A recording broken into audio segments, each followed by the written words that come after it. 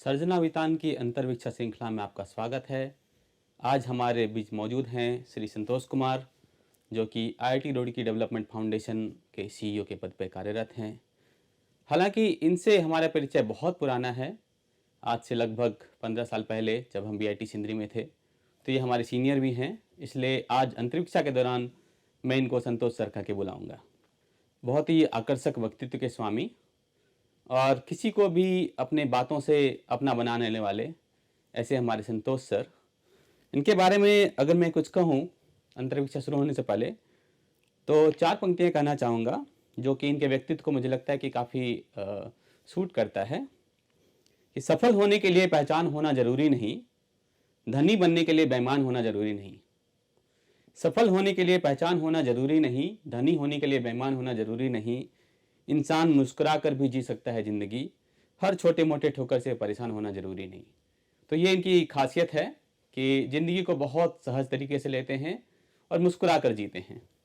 तो आइए इन्हीं के माध्यम से सुनते हैं कि इनकी यात्रा कैसी रही, इनका इनका जो सहज व्यक्तित्व है वो कैसे बना, और आज हमारे लिए इनके इनके मुख से क्या संदेश है। तो इससे के पहले कि मैं आगे बढ़ूं, संतोष सर, हम जानना चाहेंगे कि आप जब से आपने होश संभाला या फिर पिछले लगभग 20 साल से जो आपने अपनी जीवन यात्रा की है, हमने आपको बीआईटी सिंदरी से जाना है, लेकिन हालांकि उसके पहले से भी, तो आपके जो बहुत महत्वपूर्ण पड़ाव हैं, हम चाहेंगे कि आप उसके बारे में हमें थोड़ा सा बताएं। शुक्रिया राजेश, इतना सुंदर इंट्रोडक्शन के लिए। जैसा कि आपको पता ही है, हमारी ज़िंदगी आपके सामने चलती फिरती दर्पण के समान है। तो मैंने अपना जो पढ़ाई लिखाई किया वो दरभंगा शहर से शुरुआत की। तो 10th और 10+2 तक मैंने दरभंगा में ही पढ़ाई की, गवर्नमेंट स्कूल में हिंदी माध्यम से हमारी पढ़ाई हुई है। उसके बाद हम स्टेट इंजीनियरिंग के थ्रू बीआईटी सिंदरी में केमिकल इंजीनियरिंग में 4 साल का हमने इंजीनियरिंग कोर्स किया। और उसके बाद काम के सिलसिले में केमिकल कंपनियों में काम किया। 19 साल का पूरा अनुभव रहा है इस पल में। तो इस क्रम में बहुत तरह के लोगों से मिलना जुलना रहा, बहुत देशों के लोगों से मिलना जुलना रहा, और सबसे कुछ सीखने को मिलना, अभी भी सीखने का क्रम चल ही रहा है। तो यहाँ से शुरू करते हैं, फिर जैसे जैसे प्रश्न आते हैं और भी हम झाँकते हैं अंदर। तो जहाँ तक जैसे मैं आपको जानता हूँ कि आपने मतलब अपने प्रोफेशन के दौरान कई देशों की यात्राएं की। बीआईटी सिंदरी से आप निकले तो आपने एक एल्युमिनियम कंपनी में काम किया, फिर आप उसी दौरान चीन भी गए, उसके बाद आपको कतर दोहा में रहने का मौका मिला, फिर आप थोड़े समय के लिए पेरिस गए। तो हम चाहेंगे कि आप थोड़ा सा विस्तार से बताएं कि जब आप अलग देशों में गए तो आपके अनुभव कैसे रहे और उससे आपने क्या सीखा। हाँ, तो भारत में जैसे आप किसी छोटे शहर से अपनी पढ़ाई शुरू करते हैं, तो सपने बड़े थे हमारे शुरू से ही, और उन्हीं सपनों के सहारे हमने अपनी ज़िंदगी की शुरुआत की। तो मुझे पहला जो विदेश जाने का अवसर मिला वो चाइना ही था। चीन हम गए थे 2004 में, जबकि वेदांत ग्रुप में हम जुड़े हुए थे, और एल्यूमिनियम की टेक्नोलॉजी चाइना से हम लेके आए थे, और उसका पहला फैक्ट्री कोरबा छत्तीसगढ़ में हमें लगाना था।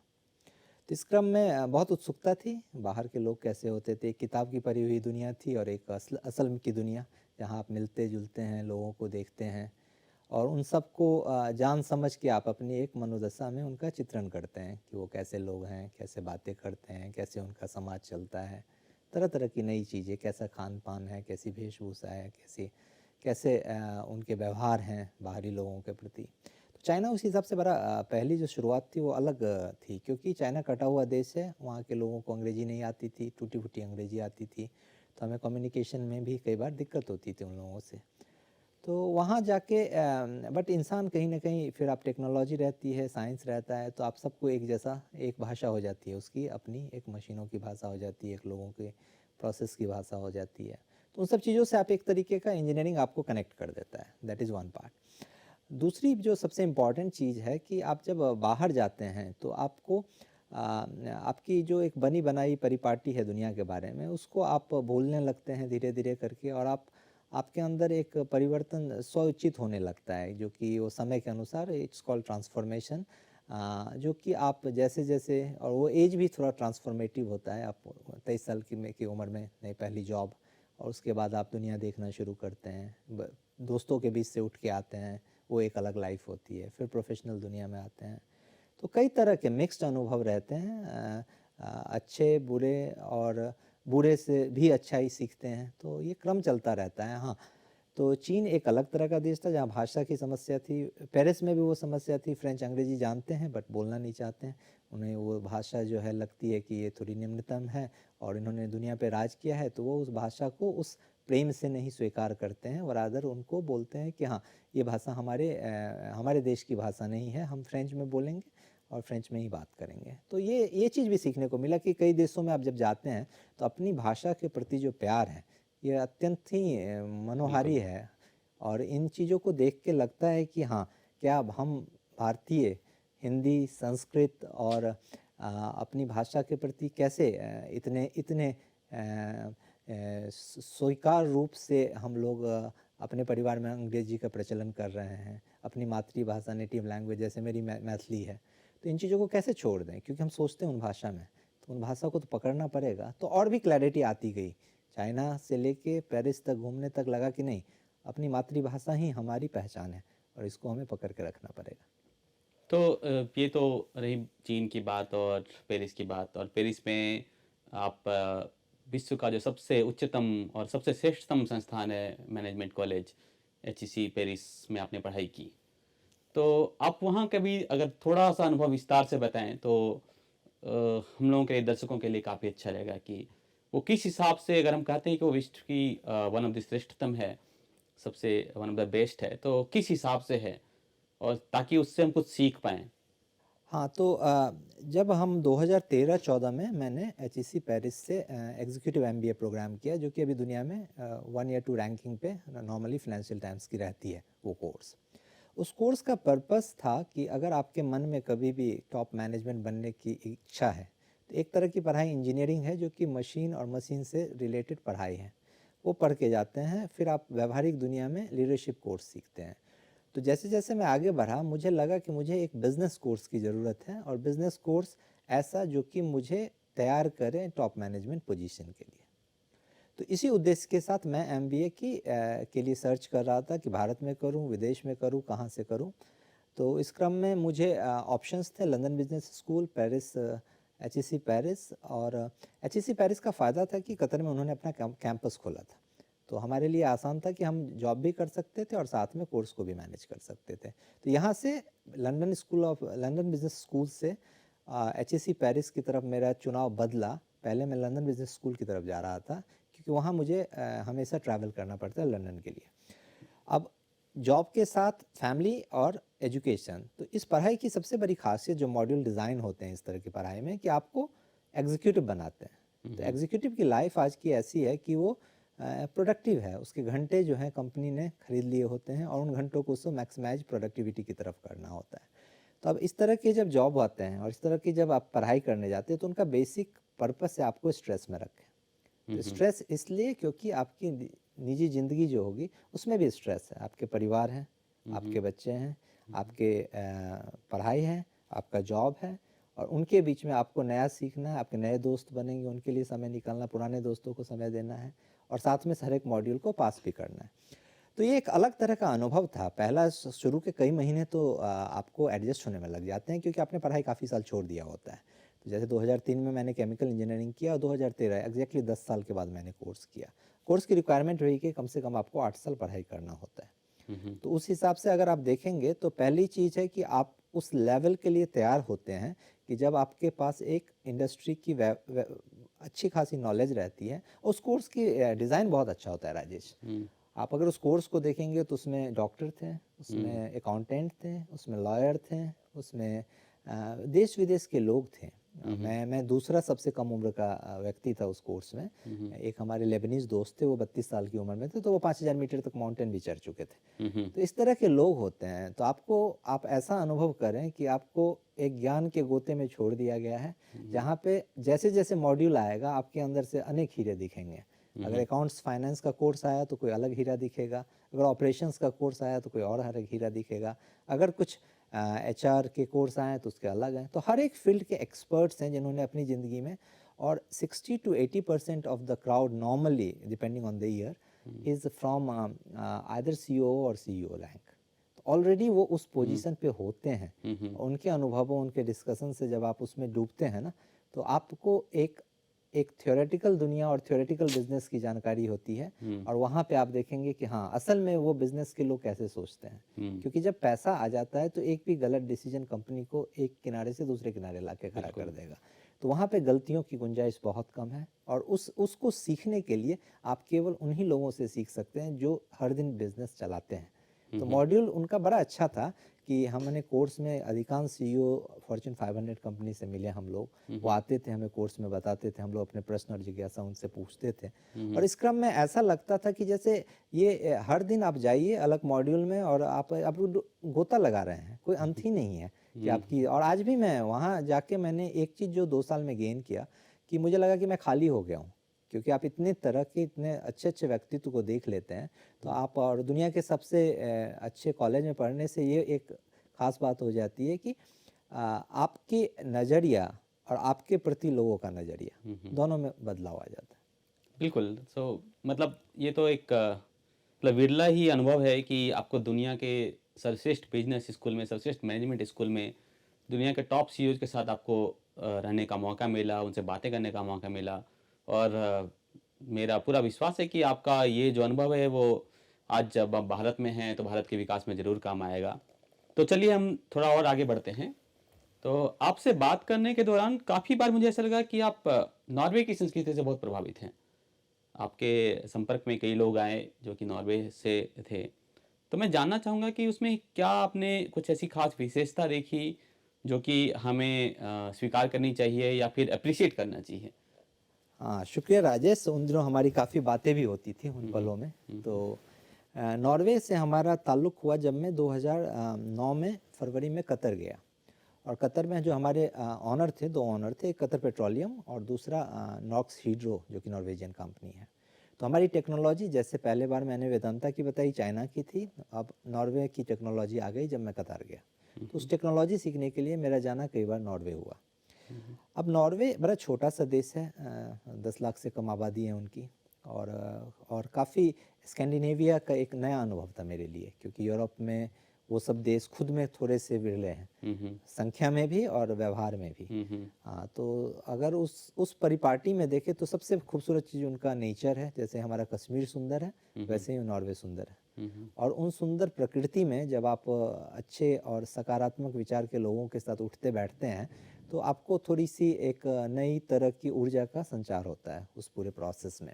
रात में सूरज डूबता लेट था, तो आप रहते हैं 12-1 बजे तक सूरज की रोशनी रहती है। आप सोने के लिए कर्टेन ऑन करते तभी आप सो पाते हैं, नहीं तो आपके रूम में रोशनी रात में 1 बजे तक आपके घर में रोशनी आती है। तो आप ऐसे माहौल में एक भारत का बच्चा जो कि बिहार के छोटे से शहर से पला बढ़ा है, अचानक से वो दुनिया के सारे उन लोगों के बीच में बैठ रहा है, क्योंकि नॉर्वे से हमारा कनेक्शन टेक्नोलॉजी जानने के लिए हुआ। तो मेरे अंदर की जिज्ञासा को पंख मिले कि अभी तक भारत में जो भी मैं काम किया उसमें थे कि हम टेक्नोलॉजी खरीद रहे थे, उन लोगों के साथ उनकी बताई हुई चीज़ों के अनुसार हम प्लांट चला रहे थे। अभी हम नए दिशा की तरफ गए जहाँ पे टेक्नोलॉजी बन रही थी, बना रही थे, लोग बनाने में लगे हुए थे और मैं उसका एक पार्ट था उस पूरे प्रोसेस का।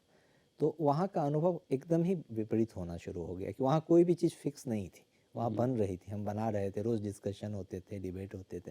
तो इन पूरे प्रोसेस में जो आपका व्यक्तित्व है, और सबसे बड़ी चीज़ है कि हमारे मन में कहीं ना कहीं एक किताबी इमेज थी कि हाँ वो लोग कुछ खास होते होंगे, उनके अंदर कुछ ऐसा होता होगा।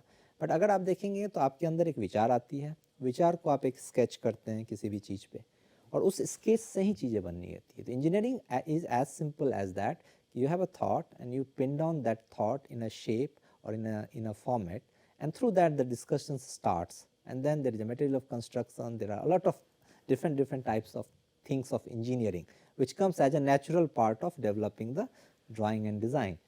तो वहाँ पे जाके हमें पहले ड्राइंग मिलती थी और वो यहाँ से काम शुरू करते थे, अब वहाँ ड्राइंग बनती थी। हाँ, तो उस हिसाब से बड़ा मज़ा आया कि वो जो पल थे, एक एक एक एक भारत के बच्चे को जिसने सपना देखा था इंजीनियर बनने का, उस सपने को मानो एक ऐसा वाइट बोर्ड मिल गया जहाँ पे चीज़ें बन रही थी और कैनवास पे नई नई चीज़ें ड्रॉ की जानी थी, और वो बच्चा भी लग गया उसमें बनाने में। I felt my those years were more like a kid.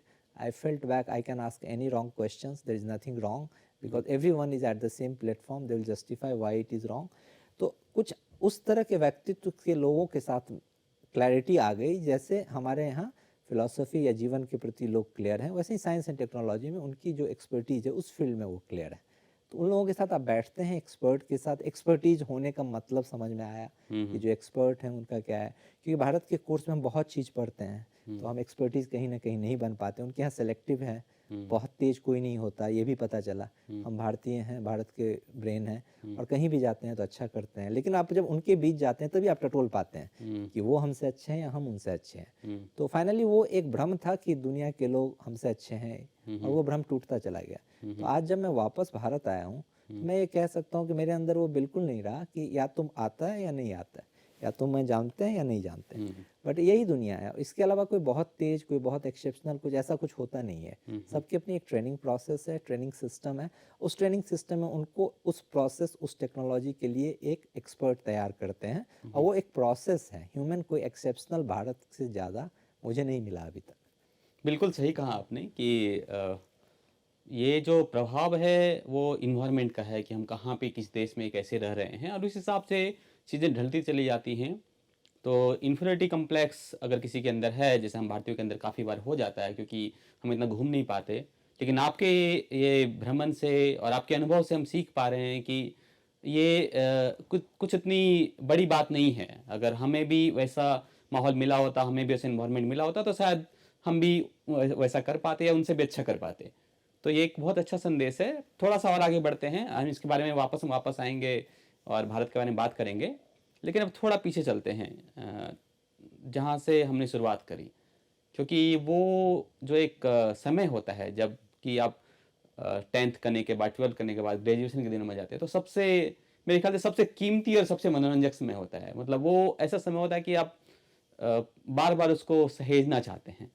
तो हम उन्हीं यादों के बीच जाना चाहते हैं। आप थोड़ा अपना बीआईटी जिंदगी के अनुभव के बारे में बताएं। 4 साल आपने गुजारे हैं, तो थोड़ा बताएं कि वहाँ पे आपको क्या अच्छा लगा, क्यों अच्छा लगा और क्या चीज़ है जो आप मिस करते हैं वहाँ के। हाँ, नहीं, ये तो बहुत ही खास पल है राजेश, वो 4 साल जैसा आपको पता ही है। तो बीआईटी के 4 साल, क्योंकि वो जो साल होता है 19 साल की उम्र में हम लोग बीआईटी गए, तो 19 साल के एज को हम फॉर्मेटिव ईयर करते हैं कि जहाँ पे हमने कुछ एक तरह की पढ़ाई पास की, पढ़ी और उससे एक परीक्षा निकाला और परीक्षा से हम एक पहली बार परिवार के बाद हम एक समूह में गए, एक नए तरह के परिवेश में गए जहाँ दोस्तों का कॉन्सेप्ट आया। क्योंकि मैं जहाँ था वहाँ घर से बैठ के मैंने पढ़ाई की और उसके बाद एग्ज़ाम निकाला और मैं अचानक से पहली बार हॉस्टल लाइफ गया था। तो हॉस्टल लाइफ जाने खुद में एक नया अनुभव था। बीआईटी में पहुंचने के बाद, बीआईटी सिंदरी उस समय की सर्वश्रेष्ठ कॉलेजों में से एक थी केमिकल इंजीनियरिंग के लिए, क्योंकि मेरा चयन करीब 6 या 7 इंजीनियरिंग में हुआ था, बट मैं केमिकल इंजीनियरिंग की पढ़ाई को चाहता था कि अधिकांश ऑयल एंड गैस या फिर मेटल या फिर बड़े बड़े स्टील, आज के जीवन में केमिकल इंजीनियरिंग की उपयोगिता काफ़ी अधिक थी और मेरे रैंक से मुझे वो मिला था। तो मैं खुश था वहाँ जाके। थोड़ी ललक रहती है कि आईआईटी जाते हैं, बट वहाँ के बाद आईआईटी भी मैंने लिखा था, बट 1 साल की पढ़ाई के बाद फिर केमिकल इंजीनियरिंग के में भी मुझे मज़ा आने लगा, टू बी वेरी ऑनेस्ट ना। वो बड़ा अच्छा था क्योंकि वो एक ऐसा विज्ञान है जो दिखता नहीं, उसमें इमेजिनेशन बहुत है और साइंस में वहाँ पे बीआईटी की सबसे बड़ी खासियत है कि एक बच्चा जो घर में बैठ के पढ़ा लिखा है उसको व्यावहारिक दुनिया की जानकारी अगर मैं कहूँ तो मुझे बीआईटी से मिलना शुरू हुआ। बीआईटी में कुछ अच्छे सीनियर्स मिले, बहुत अच्छे जूनियर मिले और एक ऐसा माहौल मिला जहाँ पे आप के इर्द गिर्द आपके जैसे, आपसे बेहतर बहुत सारे लोग थे। हाँ, तो आपको वो एक घर की दुनिया से बाहर एक दुनिया जहाँ कंपटीशन क्या होता है, जहाँ पे अच्छे ब्रेन कैसे होते हैं तो और कैसे टीम में काम करते हैं। तो सबसे बड़ी उपलब्धि जो मैं कहूँगा उसी पीरियड में फिर हमारा चुनाव सरजना में हुआ, जो कि जहाँ पे हम और आप मिले हैं। तो हमारा जुड़ाव का मूल स्रोत जो है कहीं ना कहीं सरजना है और सर्जना से जुड़ने का मतलब था कि आप साहित्य से जुड़ रहे हैं और साहित्य, जैसा मैंने शुरू में कहा कि भाषा ही हमारी पहचान है और उस भाषा से हम हिंदी साहित्य से जुड़े, फिर हिंदी से अंग्रेजी साहित्य से जुड़े और फिर ऐसे गिने चुने लोगों से मिले जो कि केवल सर्जना में ही मिलते थे। वो बहुत ही ख़ास लोग थे जो दुनिया से कटे हैं, दुनिया के दिखावे में नहीं रहते हैं, और उन लोगों के अंदर समर्पण है, प्यार है, इमोशंस हैं, सीधे सरल लोग हैं, जो कि भावनाओं का कद्र करते हैं और भावनाओं के समूह में अपने आप को, अपनी क्रिएटिविटी को पंख देते हैं, नई नई रचनाएं लिखते हैं, नई कविताएं, कहानियाँ। तो एक तरीके से जो मेरे अंदर कभी रहा होगा उसको, उस बीज को एक ज़मीन मिली सृजना, और उस ज़मीन में जो प्रोसेस था ट्रांसफॉर्मेशन का, तो शायद लीडरशिप का पहला ट्रेनिंग मेरा सृजना में ही हुआ, जहाँ मेरे पास एक टीम थी, एक सेट ऑफ जूनियर्स थे, आप भी मिले, एक अपनी इंजीनियरिंग के दोस्त थे, बट उनसे भी हमारा रोज़ 8 घंटे रहते थे, बट जुड़ाव कहीं ना कहीं सृजना के लोगों से ज़्यादा होता चला गया, अपने ब्रांच के लोगों से भी ज़्यादा। तो ये हमने महसूस किया कि वहाँ का माहौल जो है आपको प्रतिस्पर्धा के लिए तैयार किया, वहाँ का माहौल आपको टीम वर्क के लिए मुझे तैयार किया, और उस माहौल में कुछ ऐसे लोग मिले जो एक दूसरे को प्रेरित कर रहे थे। हमारी ही बैच में कुमुद थे, ज्योति, रुपेश, सब लोग, सब अमित रंजन, तो इस तरह का हमारा बैच था कि जिसमें आप कैंपस में वो काफ़ी वाइब्रेंट थे सारे लोग अपने अपने समय में। फिर जूनियर्स आए, आप आए, विकास, साकेत, सब लोग आए, तो उस परिवेश में कुछ अच्छा होने लगा। रवि सर ने जब हमें सेलेक्ट किया था, रविशंकर प्रसाद, मैकेनिकल 98, तो उन्होंने बड़े प्यार से हैंड रिटन लेटर से हमें ऑफ हॉस्टल रूम में देने आए थे। काफ़ी लंबी कदकाठी है उनकी, जैसा आप जानते हैं। तो वो दिन आज भी मुझे उतना ही याद है कि ठीक है, एक सिलेक्शन होता है, आज की डेट में कंप्यूटर है, सब कुछ है, और एक कोई आदमी हाथ से लेटर लिखे, उसको इन्वेलप में डाले और आपके रूम पे पहुंचा जाए, और आपको बोले कि हाँ, अपने अच्छे शब्दों से, अच्छी हिंदी से आपको बुलाए कि हाँ, आपका परिवार में स्वागत है, सृजना परिवार है, सृजना क्लब नहीं है।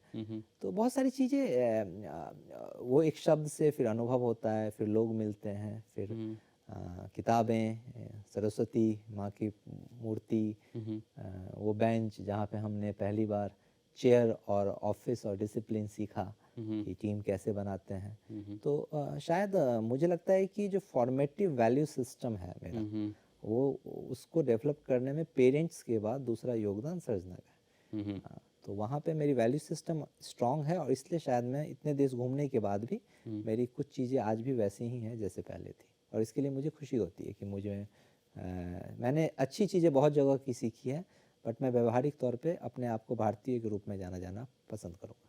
बिल्कुल, जो आपने बात कही, बहुत खूबसूरत बात कही कि चूँकि मैं भी सृजना का सदस्य रहा हूँ, तो साहित्य तो एक उद्देश्य था ही, लेकिन उसके अलावा जो आपस की जो बॉन्डिंग है, जो हमारे आपसी संबंध हैं, ठीक है, वो भी उसके माध्यम से प्रगाढ़ होते चले गए, क्योंकि हम सभी लगभग एक ही विचारधारा के थे, सभी लगभग मीडियम क्लास से आते थे।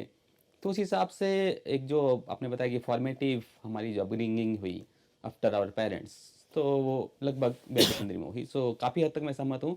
इस बारे में एक संस्मरण मैं आपको बताना चाहता हूँ कि मेरा एक मित्र है, वो भी अच्छे क्लब में था वहाँ पे। आप जानते हैं बहुत सारे क्लब हैं बेटी चंद्री में। तो जब जॉब लग गई तो वो टाटा वहाँ पे जमशेदपुर चला गया, और उसका एक बार ज्योति सर के रूम में जाना हुआ। तो उसने ज्योति सर के रूम में एक फ़ोटो देखी जिसमें आप थे और ज्योति सर थे, ठीक है। जब उनके रूम पे गए तो उसने आके मुझे कॉल किया और बताया कि अरे तुम लोगों का तो बॉन्डिंग कितना अच्छा है, देखो ज्योति सर वहाँ से यहाँ आ गए, फिर भी उनके रूम में संतोष सर के साथ फ़ोटो है।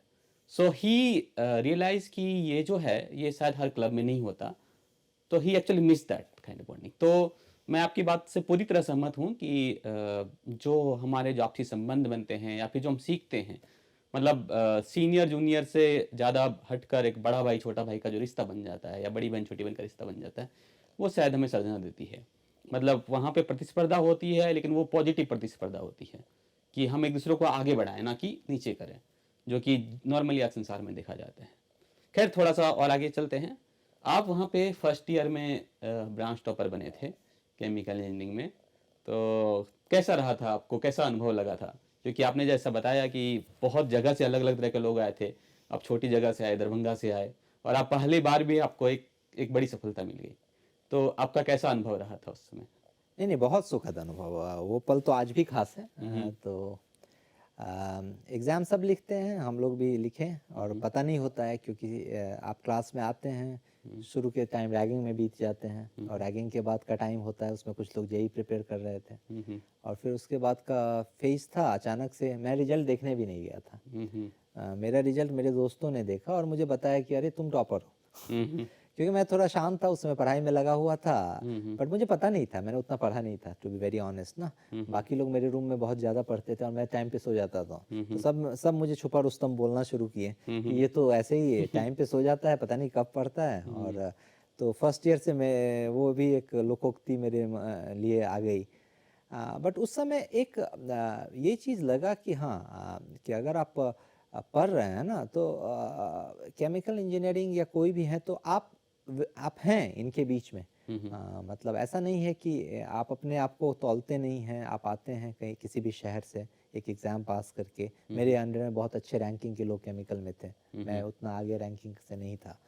तो लेकिन उस सब के विपरीत जो कॉन्सेप्ट है, कॉन्सेप्ट समझ में आती है और आप एग्ज़ाम लिखते हैं, तो थोड़ा सा मनोबल बढ़ा कि हाँ, कि इस कॉलेज में जहाँ पे वी यूज्ड टू से कि बीआईटीएंस आर सेकंड टू नन, तो उस माहौल में हमें एक पंख मिले कि हाँ, दिस सेकंड टू नन में मैं भी हो सकता हूँ। बिल्कुल, एक मतलब एक बोलते हैं ना, सफलता का स्वाद चखना। तो एक बिल्कुल ही सुंदर अनुभव रहा होगा, मैं आपसे एग्री करता हूँ। आपने जो छुपा रुस्तम की बात कही, तो उससे एक मुझे बात याद आई कि आपके जो कलीग हैं कुमुद सर, वो बता रहे थे कि वो कभी आपके रूम में चाय लेके पहुंच जाते थे, तो पूरे हॉस्टल में हल्ला मच गया कि ये कुमुदवा से मंगा के चाय पीता है। ठीक है, तो इस हिसाब से आप छुपा रुस्तम जाने लगे। ठीक है, तो और एक मतलब जिससे पहले कि हम आगे बढ़े हैं और अपना विषय चेंज करें, मैं जानना चाहूंगा कि एक कोई विशेष अनुभव आप बताएं, खास अनुभव बीआईटी सिंदरी के बारे में। बहुत अनुभव है राजेश, बहुत सारे पल हैं, बहुत सारे दोस्त हैं। आज मैं जो कुछ भी हूँ बहुतों का ऋणी हूँ, ये मेरा अकेले का अचीवमेंट नहीं है। आप कुमुद का ही नाम ले रहे हैं, तो he has been very close to me and he is still close to me. तो उसने बहुत, आप दोस्त से सीखते हैं, दोस्त आपका भाई भी हो सकता है, दोस्त आपका परिवार भी हो सकता है।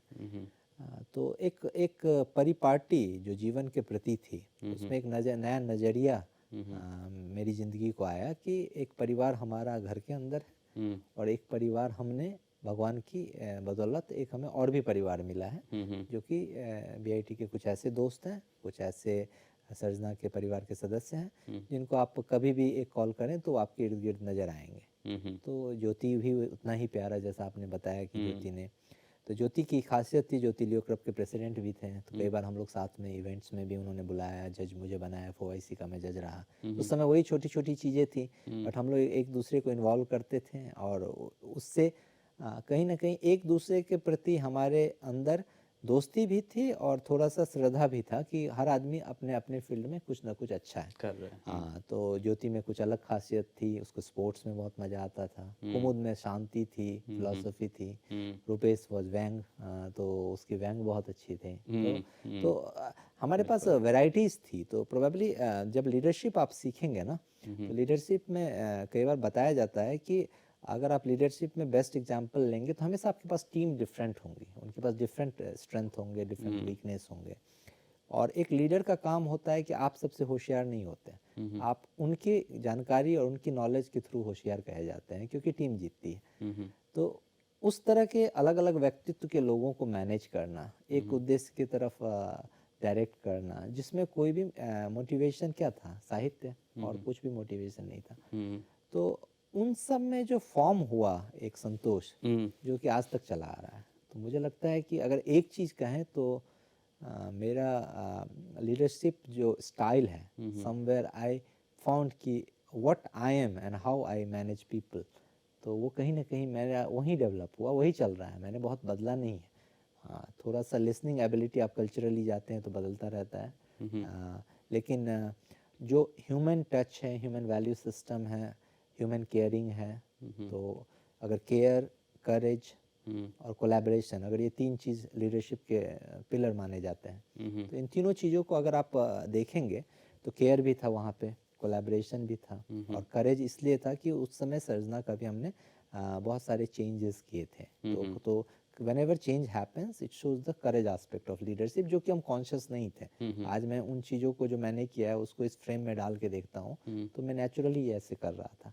तो कुछ चीज़ें बोलते हैं कि leadership cannot be taught, leadership is somewhat inherent, only thing if you know what you are good in and how you are good in, you can build upon that। तो शायद वहाँ पे वो जो सीखते गए उसको मैंने इंडस्ट्री में भी प्रैक्टिस किया, वहाँ भी सफल रहा मैं, फिर अलग देश में भी किया, वहाँ भी सफल रहा। तो कुछ चीज़ें जो वहाँ सीखी वो हर जगह काम आई, तो उसी को मैं श्रेय दूंगा अगर मेरी सबसे बड़ी लर्निंग रहेगी, with the help and contribution with the best people around me which I named already many of them, and many if I am forgetting please forgive me because they have all been helping me what I am today। बिल्कुल। तो आप थोड़े humble हो रहे हैं कि आप बता रहे हैं कि आपने लीडरशिप की क्वालिटी वहाँ से सीखी, लेकिन कहीं न कहीं जो आपके सीनियर रहे, उन्होंने पहचान लिया था, क्योंकि भूत के पाँव पालने में ही दिख जाते हैं, और इसीलिए आपको मुख्य संपादक की ज़िम्मेवारी वहाँ पे दी गई। तो एक मुख्य संपादक, आपने बताया कि लीडर को ज़रूरी नहीं है कि सबसे बेस्ट हो, वो ऐसा होना चाहिए कि सबको साथ में लेके चल सके और अपना काम करवा सके और बोल्ड डिसीजन ले सके, जैसे आपने बताया कि जैसे आज भी हमारे नए बच्चे आते हैं बीआईटी सिंदरी में और सर्जना की जिनको जिम्मेवारी दी जाती है, तो हम आपके अनुभव जानना चाहेंगे कि एक मुख्य संपादक ऐसे कब कैसे आपने चीज़ों का हैंडल किया। आपने जो बोल्ड डिसीजन की बात करी, आपने ये भी कहा कि किया कि जब 24वां संस्करण निकल रहा था सर्जना का, तो चूंकि वो एक बैच पीछे जा रहा था, तो एक जिसको हम कहते हैं कि एक तरह से एक सेक्रीफाइस था कि आपने ये निश्चित किया कि हमारे बैच से नाम जो नहीं जाएगा। उस आपने पत्रिका निकाली, लेकिन पत्रिका में आपका नाम नहीं था जब मुख्य संपादक। तो मैं इसमें जानना चाह रहा हूँ कि इससे हम क्या सीख ले सकते हैं, या फिर कैसे आज के जो बच्चे हैं जो कि लीडरशिप रोल में जाना चाहते हैं, चाहे वो सर्जना के मुख्य संपादक से लेके किसी कंपनी के सीईओ बनने तक, तो इससे क्या सीख सकते हैं हम? ये प्रश्न बहुत अच्छा है राजेश, कि आपको मैं कहूँगा कि सर्जना का मुख्य संपादक का जब किताब मुझे दिया गया, तो रवि सर ने कुछ सोचा होगा। रवि सर की टीम थी 98 बैच में, आनंद सर थे, रमेश सर थे, फिर कौशल सर का भी इन्फ्लुएंस था रवि सर के ऊपर काफ़ी, सौरभ सर का रहा है। तो इन सब लोगों के इन्फ्लुएंस से रवि सर का एक पर्सनालिटी था जो कि हिंदी साहित्य और हिंदी सर्जना के परिवेश और माहौल को संवारने में उस समय तक सक्रिय था, जो कि उन्होंने एज अ वेरी बेटर मुझे सौंपा कि हाँ आप इसको आप आगे लेके जाइए। रवि सर खुद में काफ़ी अलग व्यक्तित्व हैं। तो मैकेनिकल 98 में बोला जाता था कि ये अकेले ही ऐसे हैं, ऐसे उनके बारे में परिपाटी है, अच्छे अच्छे अर्थों में। इन अर्थों का मतलब है कि he was bit very very selective. तो सेलेक्टिव आदमी जो होता है ना, अभी भी हमारी सोसाइटी वहाँ तक नहीं पहुँची है जहाँ पे सेलेक्टिव लोगों के स्ट्रेंथ जो होते हैं ना, जो कि बाहर काफ़ी मिलते हैं इस तरह की पर्सनैलिटी, बट भारत के लिए वो थोड़े से नए थे क्योंकि हमारा सोशल स्ट्रक्चर है, हम लोगों को खुश करते हैं, लोगों को लिए जीते हैं, तो हमारी पर्सनैलिटी, बट वो ऐसे नहीं थे।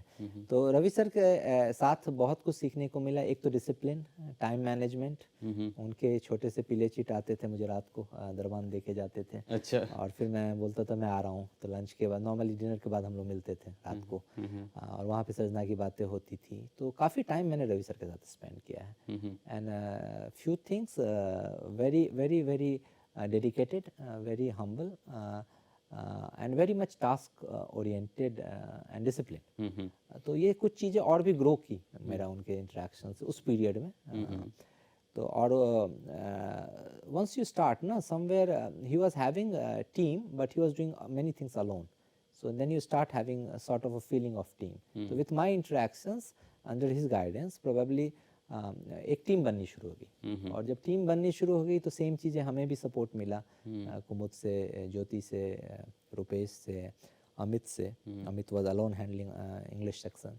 तो इन सारी चीज़ों से एक तरीके से मुख्य संपादक बनने के क्रम में एक बदलाव सर्जना में आया कि एक लोग काम कर रहे थे, उससे ज़्यादा लोग काम करना शुरू किए। ये पहला बदलाव है जहाँ की टीम आई। पहले सोल मॉडल से सौरभ सर भी अकेले काफ़ी साल तक सर्जना को खींचे थे, तो वो मॉडल में चेंज आया। तो एक वो मुख्य संपादक के हिसाब से परिवर्तन आया। दूसरा परिवर्तन आया फंडिंग का। उस समय फंडिंग आती थी नहीं आती थी, तो हम लोगों ने मेहनत किया कि फंड गवर्नमेंट से हम इंस्टीट्यूट से बात करेंगे, तो मैंने कुछ फंड लेके आया उस साल, तो वो भी एक परिवर्तन था। तो फाइनेंशियल इम्प्रूवमेंट हुआ, in terms of team work improvement हुआ। ऊर्जावान लोग रवि सर ही लेके आए, उसमें मेरी क्रेडिट नहीं है। चाहे कुमुद हो, चाहे ज्योति हो, चाहे रुपेश हो, ये सारे जितने लोग हैं जिनका मैं नाम ले रहा हूँ, वो सब आए हैं। और वो लोग आए तो एक अब होता क्या है कि आपके पास बहुत सकारात्मक ऊर्जा के लोग आ जाएं और सबकी मनोदशा रहती है, वो उस अवस्था में सब चाहते हैं कि पोजीशन मिले, और आप में से कोई एक बनता है, बाकी को नहीं मिलती है पोजीशन। तो उस मनोदशा में उतने ऊर्जा वाले लोगों को पॉजिटिव रखना और फिर से टीम के साथ जोड़ के रखना, वो एक पल था कि शुरू के कुछ महीने, बट शायद भगवान का आशीर्वाद था, होता चला गया। टू बी वेरी ऑनेस्ट, उस समय मैंने बहुत कॉन्शियसली कुछ भी नहीं किया था। हाँ, लेकिन उद्देश्य था कि हाँ, इसको अच्छा बनाना है, अपना ऑफिस अच्छा दिखना चाहिए, हमारे एक्टिविटीज़ दिखने चाहिए, हमारे इवेंट्स दिखने चाहिए, हमें कॉलेज में हमारी एक पहचान बननी चाहिए जैसे बाकी क्लबों की है। तो उस दिशा में काम शुरू हुआ। फिर एक पड़ाव वो भी आया जब आप पब्लिकेशन की बात की कि हाँ, कैसे करना है और कैसे हैंड ओवर होना है। तो होता था कि फाइनल ईयर तक लोग लगे रहते थे, और मेरा विश्वास है कि नहीं, कि आप इंजीनियरिंग कॉलेज में आए हैं, पेरेंट्स ने आपको भेजा है, तो आपको एक डिग्री लेना है और एक अच्छा जॉब सिक्योर करना है, कि कम से कम आपके पेरेंट्स ने जिस उद्देश्य के साथ भेजा है आप उससे डिस्ट्रैक्ट नहीं हो रहे हैं, आप सब कुछ सीख भी रहे हैं और डिस्ट्रैक्शन नहीं है। तो बड़ा लॉजिकल डिसीजन था, उसमें मेरा कोई त्याग नहीं था, कुछ भी नहीं था। To be very honest, it was a logical decision कि किसी को सफ़र ना करना पड़े, final years should be left alone for their job drive, campus selection and all those things, और क्लब की एक्टिविटी उस साल कम हो जाए ताकि वो जीवन से विजेता बन के निकले। ये बहुत अच्छा किया कॉलेज में, सर्जना में, बट लाइफ में पीछे रह गए, ये उद्देश्य नहीं था। तो बस इन्हीं सकारात्मक सोच को मैंने इम्प्लीमेंट किया, जो मुझे हो सकता है बाकी लोगों को अलग तरीके से दिखा हो। और मेरे साथ राजन ने बहुत मेहनत किया उस साल उस मैगजीन के पब्लिकेशन में। राजन हमेशा एक कॉल, जैसे रवि सर और मेरा संबंध था, वैसे मेरा राजन का था। तो ये राजन की मेहनत है जो सर्जना बन के आई। साकेत के स्केचेस हैं, तो देयर वर मेनी थिंग्स, दीपक का काम है, तो आपका प्रश्रय है, विकास का है, तो सारे लोग हैं ना। तो लेकिन वो टीम बनना शुरू हुआ। तो अगर आप कहेंगे मेरे मुख्य संपादक बनने से सर्जना में फ़र्क आया, तो हाँ, टीम बनने की प्रथा शुरू हुई। बिल्कुल। तो ये तो आपका बड़प्पन है कि आप क्रेडिट सभी लोगों को दे देते हैं, लेकिन जैसा कि आपने बताया कि जो टीम वर्क है, मतलब इंडिविजुअल ह्यूमंगस वर्क से लेके टीम वर्क, सब लोग थोड़ा थोड़ा करें, लेकिन उससे कुछ बहुत अच्छा निकल के आ जाता है। तो वो आपके समय से शुरू हुआ और वो आज भी वो कैरी फॉरवर्ड हो रहा है काफ़ी हद तक। तो ये सीखने की बात है। अब हम थोड़ा सा विषय को बदलते हैं। हम चाहेंगे आपकी थोड़ी पारिवारिक पृष्ठभूमि के बारे में जानना, कि आपके घर में कौन कौन लोग हैं, ठीक है, और किन किन व्यक्तित्व का प्रभाव आपके ऊपर रहा है, आपके घर में, आपके परिवार में। हाँ, मेरे घर में मेरी माँ हाउसवाइफ है, मेरे पापा बिजनेस में थे, मेडिकल स्टोर था हमारा दरभंगा में, और मेरे भैया हैं जो फार्मा इंडस्ट्री में नेशनल सेल्स मैनेजर हैं। तो एकम्स करके कंपनी है, उसी में वो काम कर रहे हैं। तो ये मेरी दो बहन हैं। एक बहन शादी करके वो टाटा स्टील में हमारे जीजा जी हैं, और थे, अभी वो उनका रिटायरमेंट हो गया है, और वो अभी जमशेदपुर में शिफ्ट हो गए हैं घाटो जगह से पहले। तो वो एक कोलियरी थी, और कोलियरी में वो सर्वेयर थे। और एक छोटी बहन है, वो टीचर है, वो मधुबनी में है। तो हम बहुत ही मध्यम परिवार से स्टार्ट किए हम लोग। मेरी माँ का मेरे व्यक्तित्व में काफ़ी असर है। वो बहुत ही आत्म स्वाभिमानी और बहुत ही सपनों में विश्वास करने वाली लेडी हैं, तो उनका काफ़ी असर रहा है। और मेरे भैया का काफ़ी असर रहा है, क्योंकि भैया मेरे बड़े होने के कारण जो एक सिबलिंग की जो ये स्ट्रक्चर होती है, उसमें वो मेरे स्ट्रॉन्ग सपोर्ट रहे हैं। जैसे 10th की बात हो तो कहाँ पढ़ना है, कहाँ जाना है, तो वो सेलेक्ट करते थे, क्योंकि उन्होंने अनुभव किया हुआ था। उससे मुझे काफ़ी हेल्प मिला कि मैं सही जगह, चाहे अंग्रेजी की बात हो तो अंग्रेजी की टीचर, या फिर साइंस के टीचर जिनसे मेरा ताल्लुक ज़्यादा रहा, तो वो सब सिलेक्शन में उन्होंने काफ़ी हेल्प किया। तो वो फॉर्मेटिव ईयर्स थे, वहाँ पे उनका योगदान है। प्लस सपने उनके साथ भैया थे, वो काफ़ी अच्छे थे। उन्होंने ये शैलेश कुमार जहाँ उनका नाम है, तो उनके साथ वो आते थे हमारे घर पे, उनके साथ उठना बैठना, वो गाने गाते थे, कविता कहानी। तो इनफैक्ट कविता कहानी की शुरुआत उनके घर आने से ही हुई। वो आते थे, वो हम लोग उस समय कादम्बनी पढ़ते थे, कादम्बनी आती थी हमारे घर में। हाँ, तो कविता कहानी गीत संगीत, तो एक मल्टी डायमेंशनल जो हॉलिस्टिक ग्रोथ होता है, उसकी बीज जो है उनके दोस्तों के थ्रू मेरे में आई। और वहाँ से फिर किताबें पढ़ने का प्रचलन शुरू हुआ। तो ये सब चीज़ें रही हैं कि आप हर जगह मैं फोकस था, मैं पढ़ता था। मेरे दोस्त थोड़े कम थे उस टाइम में, बट वो जो भी दोस्त थे वो अच्छे थे, तो वहाँ भी उनके भी हेल्प रहे हैं। ये बहुतों का नाम मैं नहीं ले पा रहा हूँ, हाँ, बट सीधा सपाटा पढ़ने वाला लड़का रहा हूँ उस समय में। हाँ, तो बट बाकी डायमेंशंस भैया के दोस्तों के थ्रू, फिर बीआईटी में आने के बाद तो धीरे धीरे ग्रोथ मिली। तो पहले केवल इंजीनियर बनना है और उसी की तरफ ध्यान था और मेहनत थी। और आपकी आने वाली पीढ़ी, भाभी और आपके बच्चे? तो मेरी आने वाली पीढ़ी, मेरी वाइफ डॉक्टर हैं, वो गायनेकोलॉजिस्ट हैं, तो अभी वो कार्यरत हैं कुवैत में, एक अच्छी 7 स्टार हॉस्पिटल है, उसमें काम कर रही हैं वो। तो ये भी एक अच्छा पड़ाव रहा है। मैंने एक चीज़ अपने लाइफ में फिर नेक्स्ट भी इम्प्लीमेंट किया, जैसे मैंने सरजना में किया, कि हमने दोनों अपनी पढ़ाई जारी रखी और सपनों को कहीं रुकने नहीं दिया। मैंने भी एमबीए किया शादी के बाद, साध्वी ने भी मास्टर्स किया शादी के बाद। तो ये शायद एक अच्छी चीज़ है जिस पे मुझे फ़ख्र है और मुझे बड़ी खुशी है कि किसी भी लड़की और वुमेन एम्पावरमेंट की बातें होती है। हमारी सरजना ऑफिस में होती थी, रूपम थी उस समय, काफ़ी बातें होती थी इन सब शब्दों पे। तो रूपम, उषा और अनुश्री, इन तीनों लेडीज़ को हम लेके आए। नेक्स्ट बैच में काफ़ी लेडीज़ थी, तो वो सब भी थे। तो उनके विचार थे कि भारत कैसा होना चाहिए, डाउरी नहीं होनी चाहिए, सब प्रथा नहीं होनी चाहिए। तो काफ़ी चीज़ें जो हम वहाँ डिस्कस करते थे उस छोटे से कमरे में, उनको मैंने अपने जीवन में उतारा है। तो मुझे उन चीज़ों पे बड़ी खुशी होती है कि हाँ, साध्वी भी अपना पढ़ाई कर रही हैं। अब बच्चे शाश्वत और श्रेयसी 10 साल का शाश्वत है, वो क्लास 4 में अभी रुड़की में ही है, डीपीएस में। और बिटिया श्रेयसी अभी वो एलकेजी में है। ऑनलाइन के बाद ऑफलाइन स्कूल पहली बार देख रही है। तो ये साल बस अभी परिवार में माता पिता साथ में हैं और केवल साध्वी कुवैत में। बिल्कुल, आपने बताया कि जिस पे हम बातें करते हैं आपने उसको ज़िंदगी में जिया है, लेकिन कहते हैं ना कि हर कुछ भी आप करें तो एक चैलेंज के साथ आता है। कि आपके जैसे शादी के कितने साल हो गए? 15 साल हो गए लगभग? 2011 में हमने शादी 11 में, हाँ, तो लगभग 11 साल हो गए। तो उसके बाद आपने पढ़ाई करी, ठीक है, उसके बाद उसमें मतलब काफ़ी दिनों तक भाभी ने संभाला है, जैसे सुपर मॉम, ठीक है, फिर अभी भाभी पढ़ाई कर रही हैं, ठीक है, तो आप अपने बच्चों को संभाल रहे हैं। हाँ, माँ बाप का तो है ही, लेकिन फिर भी एज ए सुपर डैड की तरह बच्चों को संभालना, मतलब इस क्योंकि मेरा भी एक छोटा बेटा है, मैं जानता हूँ कि ये कितना मुश्किल होता है। अगर उसकी माँ एक दिन के लिए भी नहीं रहे तो लगता है कि अब क्या करें। और यहाँ पे आपने अपने आदर्शों या फिर जिन चीज़ पर आप विश्वास रखते हैं, अपने सारे चैलेंजों को अपने पास लिया, उसके बाद भी आपने ये डिसीजन लिया। तो आप जैसे पेरेंट्स हैं या जो भी लोग सुन रहे हैं, तो आप क्या सलाह देना चाहेंगे कि कैसे आप इनको मैनेज कर लेते हैं? और मतलब क्या आप बताना चाहेंगे कि कैसे बच्चों को संभाला जाए ऐसी परिस्थितियों में? एक्चुअली इसमें मैं सीख रहा हूँ, टू बी ऑनेस्ट।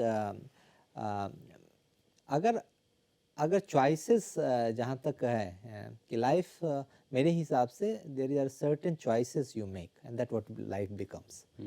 तो उन चॉइसेस को जब आप लेते हैं तो आपको पता नहीं होता है कि आगे क्या क्या कठिनाई आएगी, और कठिनाई सोचते भी नहीं है। आप सही चॉइस पकड़ लेते हैं, फिर आप उसको जीना शुरू करते हैं और कठिनाइयों का सामना करते हैं। और कठिनाई होती कुछ नहीं है, आपको आप जैसे जैसे करते जाते चीज़ें होती जाती है। तो पहला चीज़ है कि चॉइसेस अगर आप क्लियर देख पाते हैं कि सही चॉइस है, अगर आप उसको सेलेक्ट कर लेते हैं कि मुझे ये करना है, तो उसके बाद मुझे लगता है कि then your spiritual power somewhere ना, and your dream for that cause or that choice helps you keep feeling। तो और जो बच्चे हैं वो तो भगवान के रूप हैं, प्यारे से हैं, छोटे से हैं, तो it doesn't make a lot of difference कि वो काम तो है ही नहीं। आप उनके साथ बैठते हैं, मिलते जुलते हैं, तो यू फील वेरी हैप्पी। तो ये काम की तरह नहीं है। बट अगर मैं आप कह सकते हैं मैं थोड़ा विजनरी भगवान ने मुझे बनाया है कि मैं जो करता हूँ और आगे 5 साल 10 साल आगे में उसका इम्पैक्ट दिखेगा। तो आज जब मैं ये कर रहा हूँ या ये जिसको दुनिया सेक्रीफाइस कर रही है, वहाँ पे मैं देख रहा हूँ कि मैंने अपनी परिवार में 2 ऊर्जाएं को लाया, मेरे थ्रू भगवान ने भेजा मेरे घर में, मैं और मेरी वाइफ। माँ पापा ओल्ड हो रहा है, तो उन दोनों ऊर्जाओं को सकारात्मक रखने के लिए उनके दोनों ड्रीम अगर फुलफिल हो गए हैं, और शुरू के 3-4 साल बच्चे जो हैं फॉर्मेटिव हैं, तो अभी छोटे हैं, तब तक उनके ड्रीम सपने पूरे हो गए, उन्होंने बाहर का एक्सपीरियंस भी ले लिया। फिर जब वो भारत आएंगी तो वो भारत के लिए काफ़ी कुछ कर सकती हैं। तो अगर आप देखें तो as a citizen, if I conclude कि what have been my choices, तो कहीं ना कहीं एक अच्छा सिटीजन बनने की ही चॉइसेस रहे हैं। मैंने इंजीनियरिंग की, MBA की पढ़ाई की, वापस भारत आया, हमने बाहर नहीं रहा। वो भी सीख रही हैं, सीखने के लिए बाहर जाना पड़ता है क्योंकि अभी वहाँ रिसोर्सेज रिच हैं। तो उस सीख के और हम वापस आते हैं और अपने देश के लिए कुछ करते हैं। तो with that line I feel that gives me कि हाँ, मैं जो कर रहा हूँ सही कर रहा हूँ। बिल्कुल, मतलब अगर मैं सही समझा हूँ तो अगर आप किसी चीज़ के लिए संकल्पित हैं तो रास्ते खुलते चले जाते हैं बिल्कुल किसी न किसी तरीके से। बिल्कुल। तो ये काफ़ी अच्छी बात कही। और जहाँ तक आप घर पे सबसे छोटे हैं जी। तो आपके बड़े भैया मनोज भैया वो काफ़ी एक्सट्रोवर्ट हैं, काफ़ी बातें करते हैं सबसे घुल मिल के, लेकिन आपके बारे में कहा जाए तो इंट्रोवर्ट तो नहीं, लेकिन आप थोड़े से रेटिसेंट, थोड़े से मितभाषी हैं। तो ये पर्सनालिटी में कंट्रास्ट कैसे है? कह सकते हैं शायद उनके दोस्त ज़्यादा थे, वो दोस्तों के बीच में बातें करते थे। मैं उस समय किताबें पढ़ता था। वो भी पढ़ते थे, लेकिन उनके समय खेलने, दोस्तों के साथ, इन सब चीज़ों में ज़्यादा बीता है। तो वो एक पार्ट हो सकता है कि उनके इनिशियल ईयर्स को शेप करने में। और दूसरा, उनका जो प्रोफेशन है वो सेल्स का है। अच्छा। तो सेल्स के लोगों को तो बोलना पड़ेगा ही।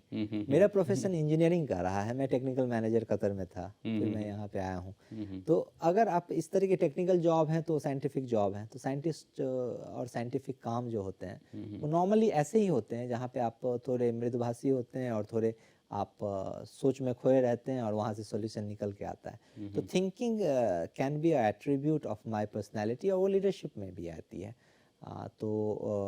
मैं कहूँगा बस परिवेश, वो उस परिवेश में ढले जहाँ से वो वैसे हो गए, और मैं इस परिवेश में और ऐसे सुझाव के साथ, और प्रोबेबली यही रहा होगा, और तो कुछ नहीं, क्योंकि आप जैसे परिवेश में रहते हैं वैसे बनते हैं। बिल्कुल। हाँ, लेकिन आपने थिंकिंग की बात की, मुझे लगता है थिंकिंग से ज़्यादा जो एक मेजर कैरेक्टरिस्टिक है जो आपको डिफाइन करता है, वो है कि you are a very good listener, कि आप सुनते हैं अच्छे से और उसके बाद आप अ, अपना उत्तर देते हैं। ठीक है, तो वो क्वालिटी बहुत कॉमन नहीं है, अभी बहुत रेयर है, क्योंकि इतना इन्फॉर्मेशन का इतना फ्लो है, इतना नॉलेज, आप चाहते हैं कि सब कुछ निकाल दें। ठीक है, तो और यही मतलब अगर मैं सही से समझ पाऊँ तो ये एक बहुत मेजर क्वालिटी है जो कि आपके व्यक्तित्व को आकर्षक बनाती है। मैं मतलब मैं किसी ऐसे व्यक्ति को नहीं जानता कि जो आपसे मिला हो और आपके पर्सनालिटी से अछूता रह गया हो। तो ये जो मैग्नेटिक पर्सनालिटी है या फिर जो आकर्षक व्यक्तित्व है, ठीक है, तो मैं जानना चाहूँगा कि मतलब ये कौन सा जादू है, या शायद हम लोग भी वो सीख पाएँ? ये आपने कुछ ज़्यादा कह दिया मेरे बारे में, मैं ऐसा कुछ है नहीं वैसे। हाँ, लिसनिंग, मुझे लगता है लर्निंग और लिसनिंग साथ में चल रहा है। हाँ, तो कहीं ना कहीं मैं अपने आप को अगर डिफाइन करूँ तो मैं क्यूरियस रहना चाहता हूँ, सीखना चाहता हूँ, और सीखने के लिए सुनना जरूरी, क्योंकि पढ़ना जरूरी है, साथ में सुनना भी जरूरी। आप कई तरह से सीखते हैं। अगर आप कृष्णमूर्ति जी को सुनेंगे तो उनका कहना है कि there are 2 highest form of intelligence, first is observation and second is imagination. But ये है इंटेलेक्ट और फिलॉसफी लेवल पे। तीसरा जो है वो सोशल इंटेलिजेंस पे आज की डेट में, जहाँ पे लोग हैं, आप उनके साथ उठते बैठते हैं, एक इमोशनल इंटेलिजेंस है, स्पिरिचुअल इंटेलिजेंस है। तो इतनी सारी चीज़ें हैं जानने के लिए। फिर there are professional intelligence of respective expertise, हर एक फील्ड की अलग अलग चीज़ें हैं। तो this life is too short where you can learn, कि आप इतनी सारी किताबें पढ़ लेंगे या ऐसे करेंगे। तो आप लोगों से जब सीखना शुरू करते हैं तो बड़ा फास्ट सीखते हैं। तो क्यूरियोसिटी और लोगों, हर आदमी में खास है, और आप हर एक से सीख सकते हैं। और when you listen, probably that's also a way to respect people. तो listening in many cultures is told like a respect sign. Okay. So when you just listen people, na, then people normally everyone likes it wherever you go in the world.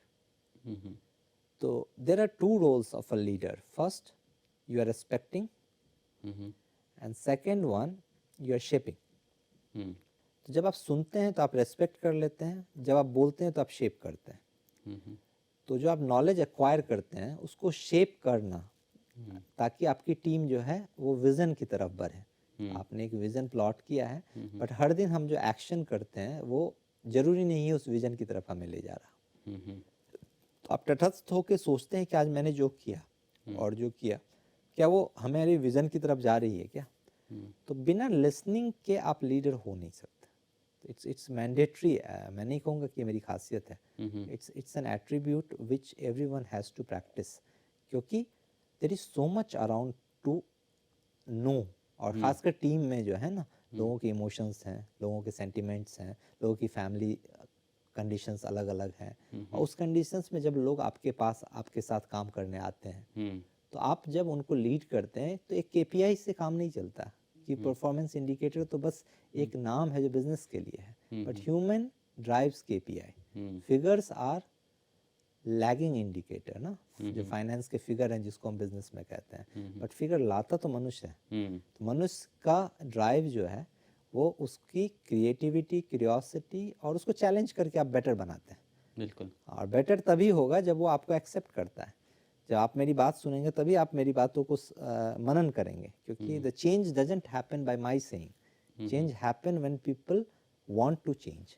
बिल्कुल। And that's their choice. तो जब मैं Qatar में काम कर रहा था तो मुझे पेडागोगी का एक नोटबुक मेरे बॉस ने दिया था। उनका भी काफ़ी इन्फ्लुएंस रहा मेरे कतर, बरगिता हुसकी पर्नेस, तो वो अभी हाइड्रो में मैनेजर है। तो उन्होंने एक दिया था कि उनके कल्चर में पेडागोगी के क्या तरीके हैं। तो उसमें ये था कि our words do nothing if people like you and there is a love and there is a connections between two of the people, and when they accept you, and then the change happen with your words, otherwise word has no meaning. तो ये सब चीज़ें करते करते और सुनने में बहुत मज़ा आता है। आपको सुनने में मज़ा आने लगता है एक हद के बाद। तो जहाँ तक मैं आपको सुन रहा हूँ और चूंकि आप बोल रहे हैं सुनने में मज़ा आता है, तो मुझे भी आपको सुनने में मज़ा आ रहा है। तो जहाँ तक मैं समझ पा रहा हूँ कि एक तो देखिए, कहा जाए कि एक डिवाइन इंटरवेंशन था या जो भी था, कि आपके पर्सनालिटी वैसी बन गई और आपने जब कॉन्शियसली उसको सोचना शुरू किया तो आपको लगा कि आप उसको और भी बेहतर कर सकते हैं। एक आपकी पर्सनालिटी ऐसी थी कि आप अच्छे लिसनर थे, लेकिन आपने उसको रियलाइज भी किया कि may be it's a good quality and you can even further improve on that, right. तो उसमें एक आगे जो बात आती है कि जैसे आपने बताया कि आपका परिवार है, सजना परिवार है, और मैंने ये देखा है कि आप सबके लिए समय निकाल लेते हैं।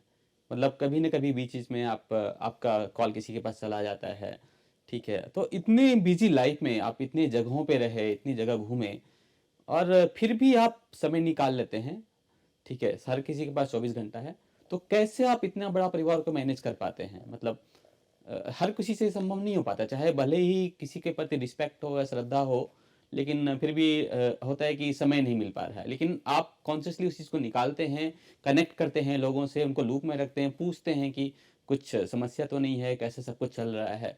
तो ये एक मैंने एक खास क्वालिटी देखी, और सिर्फ ये मेरा अनुभव नहीं है, ये बहुत लोगों का अनुभव है कि सर बीच में याद करते रहते हैं, ठीक है। तो वो जब बातें होती है, फ़ोन पे बातें होती है आजकल, तो एक बहुत अच्छा अनुभव होता है कि उन्होंने याद किया। तो आप कैसे इन सब के लिए समय निकालते हैं? आई थिंक इसमें कुछ ज़्यादा नहीं है राजेश। मुझे लगता है कि आप और मैं 2003 में मैं पास आउट हुआ, आप 2005 में पास आउट हुए हैं, और उसके बाद आपका करियर रहा है। आप आईएससी बैंगलोर में थे, फिर आपने पुणे में सीआरएल में काम किया है, फिर आपने पोस्ट डॉक के लिए यूएस गए हैं, फिर यूएस से आप इंडिया आए हैं, फिर आईटी। लेकिन जहाँ भी थे हम कनेक्टेड थे। हाँ, तो आज जब हम मिले, कल भी हमारी बातें हो रही थी वितान के अलावा, सजना वितान के अलावा जब भी हम मिले हैं, तो हमें ऐसा नहीं लगा कि हम 2005 के बाद मिल रहे हैं या 2003 के बाद मिल रहे हैं ना। हमें लगा कि हम तो मिलते जुलते हैं, बस चेहरा काफ़ी दिनों पे देख रहे हैं। हाँ, लेकिन तो मुझे लगता है ना कि जो जो रिलेशंस है ना, और जो फन है रिलेशंस में, ह्यूमन इमोशंस में, आपको वो चीज़ें जब तक आप इनिशियल ईयर्स में होते हैं तो वहाँ पे वो बहुत इनोसेंट होते हैं, और वो जो डिवाइन है, वो जो फीलिंग्स हैं वो डिवाइन है, और वो लोग डिवाइन है जिनको आप लेते हैं। फिर आप लाइफ में आगे बढ़ते जाएंगे, आप बिजनेस सीख जाएंगे, आप डील सीख जाएंगे, बट वो कनेक्शंस, वो इनोसेंस, वो प्योरिटी नहीं आएगी। तो उस तरह के लोग जब आपको ईश्वर ने दिया हो, सर्जना के माध्यम से, बीआईटी के माध्यम से, दोस्तों के माध्यम से, तो आप क्यों छोड़ना चाहिए? बिल्कुल। तो शायद मैं कॉन्शियस हूँ कि अगर एक बर्थडे ही आए तो कम से कम मैं उसको हैप्पी बर्थडे लिख दूँ, कि कम से कम अगर किसी से मैंने 4 साल अच्छे समय बिताए हैं, तो अगर मैं अगले 30 साल तक साल में एक ही दिन उसको हैप्पी बर्थडे लिख दूँ, तो कम से कम उसको तो लगेगा कि मैं उसको याद कर रहा हूँ ना, और बिल्कुल। मुझे भी लगेगा कि मैं उसको याद कर रहा हूँ। बिल्कुल। तो संबंध ऐसा है कि डस्ट पड़ जाती है क्योंकि हम मिलते नहीं हैं, तो उस हैप्पी बर्थडे से मैं वो डस्ट थोड़ा हटा देता हूँ। बिल्कुल। मतलब बर्थडे तो बहाना है, लेकिन इसी बहाने एक दूसरे का जो कनेक्शन है फिर से वो हाँ, मतलब रिचार्ज हो जाता है। ठीक है, तो बिल्कुल ये सब हमें भी सीखने की ज़रूरत है। थोड़ा सा हम बात करते हैं कि अभी जो आपका रोल है, ठीक है, आपने दीन दुनिया देखी, आपके पास कई देशों का अनुभव है, कई दशकों का अनुभव है। आप एल्युमिनियम इंडस्ट्री में रहे, ठीक है, उसके बाद फिर आपने बहुत जगहों का बहुत कंपनियां चेंज करी, और आप अभी जो आए हैं एक एकेडमिक लाइफ तरह के रूप में आ गए हैं। मतलब आईआईटी रुड़की में आप आईआईटी रुड़की डेवलपमेंट फाउंडेशन में आज एज ए CEO आप काम कर रहे हैं। तो आप इस चेंज को कैसे देखते हैं? कि आपको लगता है कि ये बहुत ही ड्रास्टिक चेंज है, और आपको कहीं ऐसा लगता है कि पता नहीं ये सही रहा है या नहीं है, या फिर आपको इंडस्ट्री में होना चाहिए था? तो आप इस चेंज को कैसे लेते हैं? क्योंकि मुझे ऐसा लग रहा है कि ये आपके लिए बहुत ड्रास्टिक चेंज होगा। देश भी बदला, जॉब भी बदला, और बिल्कुल वो बोलते हैं ना कि पूरा इंडस्ट्री से एकेडमिक में आ गए इस टाइप से। नहीं, पहली चीज़ तो आप सही बोल रहे हैं। ये डिसीजन जब लिए हमने, और जब ये वैकेंसी आई थी, तो संयोग से मैं भारत आया हुआ था और ये वैकेंसी मैंने देखा और मैंने अप्लाई किया। और चूँकि आईआईटी खुद में इनोवेशन के लिए प्रसिद्ध है भारत में, तो आप जब काफ़ी कुछ सीख के आते हैं तो आप ये भी सोचते हैं कि आप कहाँ जाके मैक्सिमम कंट्रीब्यूट कर पाएंगे। तो इस केस में भारत की प्रतिष्ठित संस्थान का जो अवसर मिला, तो मैंने इस क्वेश्चन को ऐसे लिया कि एक ये चैलेंज है, और अगर मैं इसमें क्वालिफाई होता हूँ तो मुझे 8 या 10 जो भी यहाँ के सर्वश्रेष्ठ ब्रेन हैं, वो अगर मुझे सेलेक्ट करते हैं, तो मतलब मैं उनकी रिक्वायरमेंट में फिट बैठ रहा हूँ। क्योंकि मैं गलत हो सकता हूँ, इतने 10 लोग भारत के जो बेस्ट लोग हैं वो गलत नहीं हो सकते। और ये जो रोल है basically IIT Roorkee development foundation, ये कंपनी आईआईटी रुड़की ने बनाई है, जो कि आईआईटी रुड़की के फाइनेंशियल इंडिपेंडेंस विजन को लेके आई है। इन अ डिकेड्स टाइम वी विश कि IIT Roorkee become financially independent by the support of various type of donors, चाहे वो फिलैंथ्रोपिस्ट हों, चाहे वो कॉरपोरेट्स हों, चाहे एल्यूमिनाई हों। तो किसी भी रूप में आईआईटी रुड़की के जो खर्चे हैं वो हमारे इस संस्था के थ्रू इंस्टीट्यूट को मिलना शुरू हो। तो कैन यू इमेजिन कि आप अगर एक भारत के टॉप 6 रैंकिंग यूनिवर्सिटी को फाइनेंशियली इंडिपेंडेंट बनाने का काम लेते हो, तो don't you think it's interesting? पहला चीज़। तो जो इनकी ज़रूरत थी, चूँकि हमारे एल्यूमिनाई आईआईटी रुड़की के 131 कंट्री में फैले हुए हैं। अब 131 कंट्री के लोग जैसे सोचते हैं, जैसे बातें करते हैं, तो उनको समझने के लिए उनसे मिलता जुलता लोग चाहिए। तो जो हमारे प्रीवियस डायरेक्टर थे और जो बोर्ड ऑफ डायरेक्टर्स थे, तो वो they were looking for people who has a global experience, first thing. Second thing, they should be resonating with the CEOs of corporate. Third thing, in order to be matching on those, क्योंकि academic की life है, तो आप लोग तो बिना number और बिना क्वालिफिकेशन के चेक नहीं करते हैं। तो उस क्वालिफिकेशन में वो ढूंढ रहे थे कि MBA हो तो वर्ल्ड के टॉप मोस्ट से हो, जैसे इंडिया में ढूंढते हैं जॉब वाले तो IIM से ढूंढते हैं, तो वो वर्ल्ड के बेस्ट यूनिवर्सिटी से ढूंढ रहे थे। तो चूंकि IIT में प्रचलन है कि ग्लोबल एक्सपीरियंस को ये प्रिविलेज देते हैं, तो ये सारा कॉम्बिनेशन फिट बैठा और उन्होंने हमें विश्वास दिखाया कि हाँ, I can be a CEO who can bring a massive change for the institution in terms of becoming a new pillar of the institution of financial independence. So it's a very interesting work, although it started in other IITs in a different form and shapes. But ये काम IIT Roorkee में recently start हुआ है, तो अप्रैल में मैंने join किया है इस काम को, और आई एम लुकिंग फॉरवर्ड. और आपका जो चेंज का क्वेश्चन है कि coming from industry background to academic background, तो आप यहाँ पे जो काम देखेंगे, जैसे आज ही मैं मिल के आ रहा हूँ, तो इंडस्ट्री लीडर से वी मीट, और इंडस्ट्री लीडर को इंडस्ट्री की भाषा समझाने के लिए इंडस्ट्री का अनुभव तो चाहिए. तो शायद मेरा जो अनुभव है जिसको आप ड्रास्टिक चेंज कर रहे हैं, वही इसकी रिक्वायरमेंट है इस जॉब की. अगर जिनके पास नहीं है, वो शायद दोनों की भाषा के बीच में, एक एकेडमिक की भाषा और एक इंडस्ट्री की भाषा एक नहीं है. तो जो कॉन्सेप्ट है कि हमारे आईआईटी में करीब 537 फैकल्टीज हैं यहाँ पे, और 537 फैकल्टी के सपने हैं, और उन सपनों को पंख देने के लिए, उनके प्रोजेक्ट्स को इम्प्लीमेंट करने के लिए कोई एक आदमी दिन रात मेहनत करे, वो फंड इकट्ठा करे, इंस्टीट्यूट को आगे बढ़ाए, इंस्टीट्यूट भारत में बेस्ट बने, भारत से विश्व में बेस्ट बने. तो जो विश्व में बेस्ट इंस्टीट्यूट से पढ़ के आया है, उसी को तो पता है कि विश्व में बेस्ट है क्या. बिल्कुल. तो उन सब चीज़ों को अगर आप डॉट को कनेक्ट करेंगे, तो आपको लगेगा कि नहीं, शायद मैं यहाँ बहुत अच्छे तरीके से फिट बैठ रहा हूँ in terms of requirement of job. काम कठिन है, क्योंकि ये एक नए तरह का काम है, और जहाँ कठिन काम है वहीं आप सीखते हैं. तो मैं कहूँगा कि ये काम मेरे लिए सीखने वाला निर्णय है, जहाँ पे मैं टेक्निकल एक्सपर्टीज़ के एक जोन को छोड़ के बिजनेस एक्सपर्टीज़ में एज ए लर्नर आ रहा हूँ. तो यहाँ पे मैं एक कॉम्प्लीटली डिफरेंट, क्योंकि फाइनली कोई भी संस्था या कोई भी इंस्टीट्यूशन बिजनेस बिकम हो जाती है. तो जब मैंने विश्व के सर्वश्रेष्ठ यूनिवर्सिटी से पढ़ाई की, तो एक बिजनेस इस्टेब्लिश करने के लिए भारत की सर्वश्रेष्ठ यूनिवर्सिटी में आके जुड़ जाऊं, और वहाँ उसको बड़े बनते हुए देखूं, तो शायद जैसे परिवार में अपने बच्चे को बड़े होते हुए देखने में खुशी मिलती है, वही खुशी मिलेगी. तो इसी उद्देश्य के साथ मैंने ये काम ज्वाइन किया. बिल्कुल, मतलब सहमत हैं कि मतलब आपसे जब भी बातें करता हूँ तो ये तो आता ही है कि भारत का कैसे विकास हो. ठीक है, अब किसी भी टॉपिक पे बात करें, लेकिन अंत में वो वहीं पहुंच जाता है कि इससे भारत का.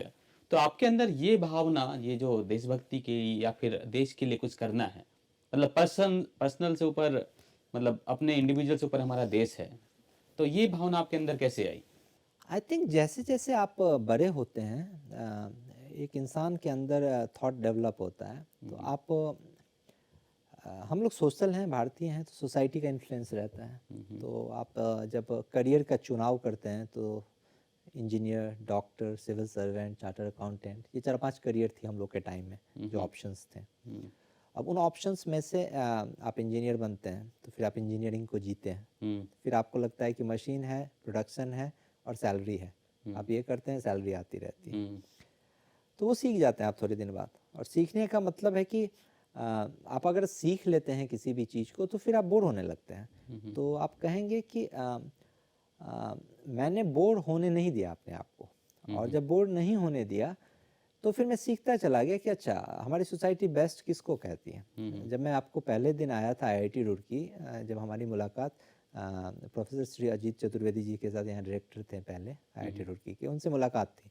तो मैं बैठा हुआ था, और जहाँ पे मैं बैठा हुआ तो उसके सामने श्री राजेंद्र प्रसाद जी की तस्वीर लगी हुई है. तो और जब मैं बैठा हुआ था, तो उनकी सेक्रेटरी हैं मिसेस मार्गरेट, उन्होंने मुझे कहा, सर आप जहाँ बैठे हुए हैं, यहाँ मुकेश अंबानी से लेके भारत के सब प्रतिष्ठित व्यक्ति बैठ चुके हैं. तो आप जब ऐसी जगह आते हैं, तो ये एक मंदिर की तरह लगता है. और जब इस मंदिर में जाएंगे, तो IIT is not known for corporate type of package. IIT is known to produce intellect.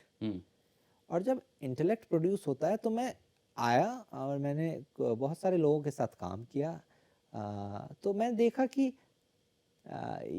इनके ड्राइव क्या है. Why they work so hard, 16, 17, 18 hours every day? Why they are working so hard? What they gain out of this? What is their fuel? क्योंकि आप जब नज़दीक से देखते हैं, तो आपको लगता है कि there is something on principle level कि there is only one competition, is that you have to become better than yourself what you are yesterday. और in that journey, if you are doing it in nation, तो अगर हम आपके शब्द को simplify करो। तो आज जितना सारा दुनिया देखने के बाद मैंने देखा इंफ्रास्ट्रक्चर से दुनिया रिच है, और जब इंफ्रास्ट्रक्चर से रिच है तो आपको वो ग्लैमर दिखाता है, चमक दिखती है, but value wise we are much richer. तो अब वैल्यू अगर रिच है तो हमें इंफ्रास्ट्रक्चर भी रिच करनी पड़ेगी, क्योंकि हम we should be as good as any of the best countries in the world. तो अगर एक ड्राइव है और उस ड्राइव को तो प्रोबेबली मैं कहूँगा कि I wanted to become better every single day, and in order to become better I started seeing the world, and when I started seeing the world then I got to know that each country which is best in our eyes as of now, they are very patriotic, very much nationalist, very much pride driven. और कहीं ना कहीं फिर मुझे बहुत clearly समझ में आया कि हमारे जिस तरह से हमारी पढ़ाई लिखाई सिस्टम बनी उसमें प्राइड के एलिमेंट को छीन लिया गया था, और जो प्राइड छीना उसकी टीस मुझे महसूस हुई, और probably that where every single day I thought कि हमें बाहर जाने की क्यों ज़रूरत पड़ती है, क्यों ना अगर मैं बाहर गया, सीखा, सब कुछ देख लिया, क्यों ना मैं वो माहौल यहाँ पे बना दूँ।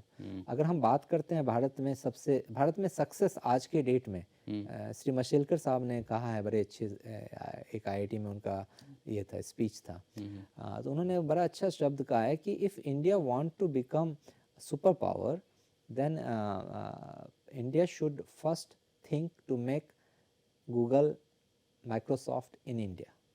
So the CEOs on which we are proud is not helping us to make India better.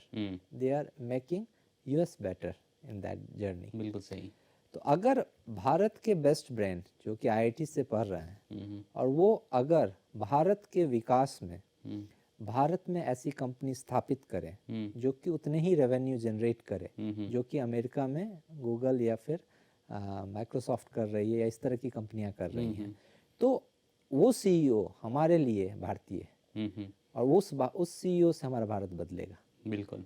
तो शायद वही ख्वाब है कि ऐसे सीईओज बनाने चाहिए, और मैंने एक बोला भी है कि आने वाले वितान में, क्योंकि क्या होता है ना, मेरा एक बहुत सरल विश्वास है कि आप जिस भी संस्था में रहें, खुद एक अच्छा एग्जाम्पल बने, और जब आप बन जाएंगे तो आपको कुछ नहीं करना है, लोग आपको देख रहे हैं, बहुत सारे बनेंगे, तो आपको कुछ करने की ज़रूरत नहीं है, बस हमें और आपको खुद बेहतर बनाना है। जब हम और आप खुद बेहतर बन जाएंगे, नीचे बच्चे पढ़े हैं वो हमें रोज़ देख रहे हैं, उनके अंदर में रोज़ वो आग जल रही है, कल को देखेंगे ऐसे बहुत सारे लोग निकलेंगे। तो एक अच्छे सर्जना को जहाँ से हमने लिया था उसको वापस देने का ये भी तरीका है कि आज के एक डिकेड के अंदर 15-20 सीईओ वहाँ से निकले, और उस सीईओ के लिए एक पहला सीईओ अगर मैं अभी नाम आया है तो ये शुरुआत है, ऐसे बहुत आने वाले हैं, क्योंकि वो आप विकास देखें वो अच्छा कर रहे हैं, प्रवीण देखें अच्छा कर रहे हैं, तो हर लोग हैं, तो जो भी लोग हैं, तो आप अगर एक बार ये पॉसिबल दिखा दीजिए कि नहीं ये पद भी हमारे जैसे ही लोगों को मिलता है, जो हमारे साथ उठते बैठते हैं, जिनके साथ हम चलते फिरते हैं, वही लोग हैं। और अगर ऐसे लोग ये विश्वास जग जाए ना, तो आप देखेंगे इंसान कुछ भी कर सकता है, सब कुछ उसी के अंदर है। तो एक हनुमान है सबके अंदर, जिसको एक जामवंत चाहिए जगाने के लिए। बिल्कुल, आपके बात से मतलब हमेशा जब भी बात करते हैं तो ऐसा लगता है कि आपके अंदर बहुत सपने भरे पड़े हैं। कई बार आपने स्टार्टअप के बारे में बातें करी है कि भारत को जैसे अभी आप माइक्रोसॉफ्ट और गूगल के बारे में बातें कर रहे थे, तो कई बार आपने ऐसे आइडियाज़ की कैसे हमारा देश बेहतर बन सके, ऐसे स्टार्टअप के बारे में आपने अक्सर बातें करी है कि कैसे हम देश को बेहतर बना सकते हैं। तो चलिए, तो बात होगी हमारे पर्सनल लेवल पे हमने बात कर ली, प्रोफेशनल लेवल पे बात कर ली, थोड़ा सा मैं बात करता हूँ स्पिरिचुअल लेवल पे। ठीक है, समय कम है इसलिए थोड़ा सा 10 मिनट हम बात करते हैं कि आपने एक लिखा था, मतलब आप संपादक रहे हैं, मुख्य संपादक, तो आपकी बहुत सारी कहानियाँ कविताएं आई हैं, उसमें आपने एक बार लिखा था, एक आपका संपादकीय था, मशीनी स्वरों से आबद्ध सांस लेती रही जिंदगी, मानो साहित्य की चुभन न होती तो क्या होता। ये आपकी लिखी हुई पंक्तियां हैं। तो मैं जानना चाहता हूँ कि आज जबकि मतलब बहुत व्यस्ततम हैं, तो क्या आपको साहित्य के लिए समय मिल पाता है? ये प्रश्न मैं कहूँगा कि जो परिवर्तन हुए हैं मेरे एक्सपीरियंस में, तो एक वजह है जहाँ मैं भारत वापस आया हूँ, तो इसमें एक मेरा अगर अगला पड़ाव देखेंगे तो मैं साहित्य को वापस लाना चाहूँगा। पिछले कई सालों में साहित्य से हम बिजनेस की तरफ ज़्यादा चले गए, उनकी किताबें, उनके न्यूज़, उन चीज़ों में ज़्यादा चले गए। बट साहित्य कहीं ना कहीं अंदर है। जब आप किसी चीज़ को पढ़ते हैं तो आप उससे जुड़े रहते हैं, तो वो उस फॉर्म में निकल के आता है, आप लिखते हैं, ये करते हैं। तो क्रिएटिविटी वाइज थोड़ा सा कम हुआ है, I will be honest. But अभी मैं जहाँ आया हूँ, IIT Roorkee campus is very very nice. यहाँ पे काफ़ी ग्रीनरी है, और मुझे कहीं ना कहीं लगता है कि मैं मिडिल ईस्ट में काफ़ी साल रहा, तो कहीं ना कहीं नेचर जो है, once you are closer to nature, and once you are little bit slowing down in terms of aggression of the production and processes na, it may help to come out. तो ये जो choice है थोड़ा सा अभी के as में, normally 40 की एज में आदमी एग्रेसिव और भी जाते हैं, बट मैंने ये कॉन्शियसली चॉइस लिया। It's also a choice to best interest of the family, to be very honest. तो इस हिसाब से जो ये काम है ना, इस काम में मैं इतने तरह के व्यक्तित्व से मिलूंगा, और फाइनली एक चीज़ मैं देख रहा हूँ, जो भी दुनिया में बेस्ट लोग हैं आप जब मिलने जाएंगे ना, वो आर्ट के से कनेक्टेड है। तो अभी हम रिसेंटली IIT रुड़की का 175वां साल मनाए हैं। तो जैसे उमराव जान मूवी सबको पता है, बट उमराव जान जो उपन्यास है वो IIT रुड़की के एल्यूमिनाई ने लिखा हुआ है, एल्यूमिनस अच्छा, में। ये तो नई जानकारी है मेरे लिए। तो ये हमें भी जानने को मिली। अब जैसे गंगाराम है लाहौर को बनाने वाले, तो वो यहाँ के एल्यूमिनाई है। तो आप देखेंगे तो बहुत सारी ऐसी चीज़ें हैं ना कि बिना साहित्य के मनुष्य अधूरा है। तो आप किसी न किसी आर्ट फॉर्म से तो कनेक्ट होंगे। तो आर्ट के बिना जो मनुष्य है उसकी, क्योंकि हम इंसान को डील कर रहे हैं, इमोशंस को डील कर रहे हैं, और इमोशंस से आर्ट कनेक्टेड है, क्रिएटिविटी कनेक्टेड है। तो अगर आप अच्छे लीडर होंगे तो आपको आर्ट से जुड़ना पड़ेगा, ये भी मुझे धीरे धीरे समझ में आ रहा है। और आज हम सब इतने अच्छे एक समूह के साथ चल रहे हैं, इसमें बस जहाँ पे लॉजिकल ब्रेन स्टॉप करता है वहाँ पे इमोशनल ब्रेन स्टार्ट करता है, और वो टीम इसलिए इतनी खास है। वो पल वहाँ पे आप आते हैं, and the energy which you gain in the Samvaad, और विद द सौरभ सर, और with all this great people who are around in their different fields what we have, तो उनके अंदर I think that will keep us challenging every single day कि ना वो भी करना है। हाँ, तो जहाँ तक मैं समझा हूँ, मतलब टीस अंदर है। बिल्कुल बिल्कुल है, टीस है, बिल्कुल है। तो अभी मतलब जैसे पिछले कुछ वर्षों में कुछ आपको लिखने का मौका मिला है कुछ? नहीं, टेक्निकल पेपर्स मैंने पब्लिश किए हैं बहुत सारे इंटरनेशनल जर्नल में। हमारे मेटल में TMS USA का पब्लिकेशन है, वहाँ पे एक पब्लिकेशन आया था। नहीं, साहित्यिक क्षेत्र में? साहित्यिक क्षेत्र में कुछ कविता, कहानी, कुछ भी, 4 पंक्तियाँ? नहीं, अभी मैंने काफ़ी दिनों से कविता कहानी नहीं लिखी। अच्छा। हाँ, क्योंकि आपकी जो कहानियाँ थी, जैसे मेरी लाइब्रेरी एक कहानी जो छपी थी, वो आज भी लोगों के बीच बहुत लोकप्रिय है कि कविताएं अविरल।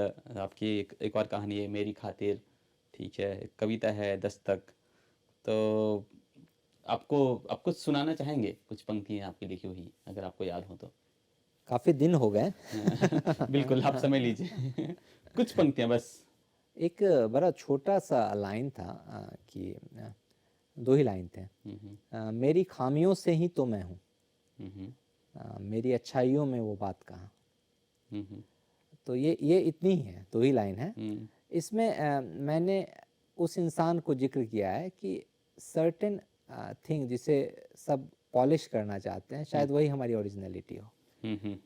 तो जब मेरी शादी हुई तो मैंने ये कहानी अपने 2 लाइन अपनी वाइफ को सुनाए कि ठीक है, मेरे अंदर बहुत अच्छाई मिलेगी, बहुत बुराई मिलेगी, बट शायद ऐसा ही हो। तो अच्छाई को आप भूल जाना, जो डेफिशिएंसी दिखे आप मुझे उसी रूप में एक्सेप्ट करना, तो यू विल बी हैप्पी। क्योंकि एक ये लाइन थे। उस समय तो कुछ कुछ लिखा करते थे, बहुत सारी चीज़ें थी। बिल्कुल। बट अभी कुछ ऐसा याद नहीं आ रहा। बट लेकिन 2 पंक्तियाँ हैं, लेकिन काफ़ी भारी भरकम पंक्तियाँ हैं। अगर उसको सोचने जाए तो इंसान के कई घंटे निकल जाएं। तो ठीक है, लेकिन एक और जो आत्मा की बात है, आपको गाने बहुत पसंद है, पुराने गाने? हाँ, गाने पसंद है। गाने पसंद हैं। और कुमुद सर के साथ तो काफ़ी पुराने संगीतों का चला करता था, तो आपको कुछ सुनाना चाहेंगे? गाने तो आप नहीं भूल सकते। बस 2-4 पंक्तियाँ, अब खत्म ही होने वाला है हमारा। वो बीते दिन याद हैं, वो पल छिन याद हैं, गुजारी तेरे संग जो, लगा के तुझे अंग जो,